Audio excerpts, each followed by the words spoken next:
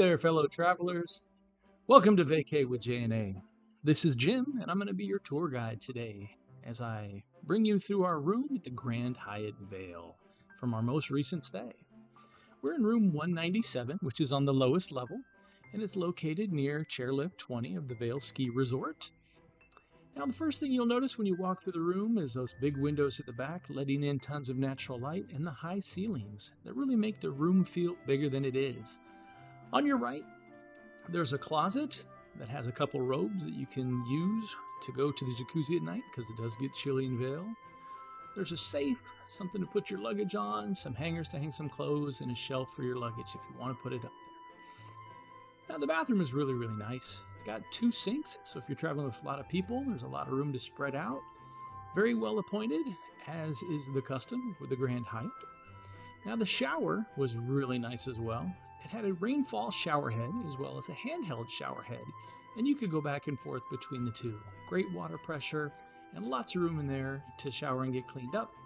It also had shampoo, conditioner, and body wash. Over here, there is an espresso machine with some Nespresso pods.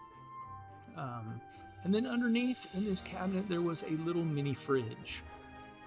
There were 2 queen-size beds in the room, and they were very comfortable. Grand Hyatt beds are very comfortable. And over here to the left, you just barely see the tiny edge of the table that's near that side of the bed, which is nice to rest your cell phone on. There's an outlet over there. I thought that was thoughtful.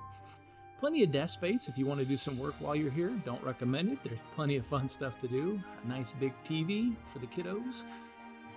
There is a bench here that you can use to put on your shoes or just relax. And then a nice reading chair in the corner. Very comfortable and a nice lamp. But then you've also got the outside patio with 2 chairs and a table. Great place to sit and listen to the creek and enjoy your breakfast. Now, rooms here cost about $550 a night in the summer, but we used points for the 2 nights we stayed here, so we stayed for free. Stay tuned for more videos where we'll teach you how you can stay here for free as well.